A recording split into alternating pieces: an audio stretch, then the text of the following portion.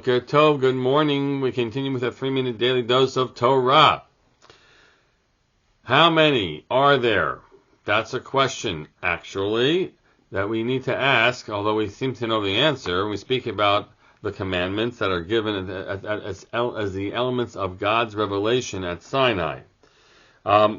We speak about 10 commandments. Not so simple that we should speak about 10 commandments.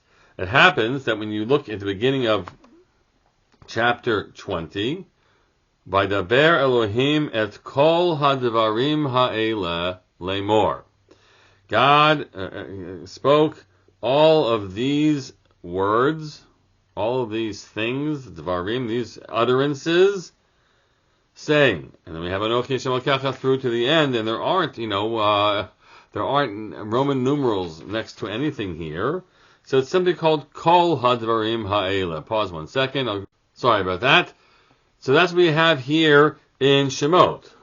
It happens, on the other hand, when you look in Dvarim, Moshe says, Va'as Aaron atzei shitim, talking about the luchot themselves, right? That I made myself an ark out of wood, and I crafted and I carved those stones, right? And I went to the top of the mountain, Vayichtov al haluchot, kamichtav harishon, and he wrote on the tablets, like the original writing, the rendering was, Aseret hadvarim asher diber Adonai Elohechem bahar mitocha eish b'yom hakahal v'yitneim Adonai Elai. There, in Devarim, is the first time we have, or the only time we have it delineated, that the Devarim, the Kol Hadvarim, all of these words were actually Aseret Hadvarim. There are 10 of them. And then we'll get our Roman numerals and line them up. What's intriguing is that identifying the 10 is not so clear and not so simple to do. I actually have myself a chart. I don't remember where I got this from. I might have pulled it off the internet at one point, which tries to lay out for us. Yes, if I can pick up my computer and show you. Oh, I don't know how much you're going to see. There you go.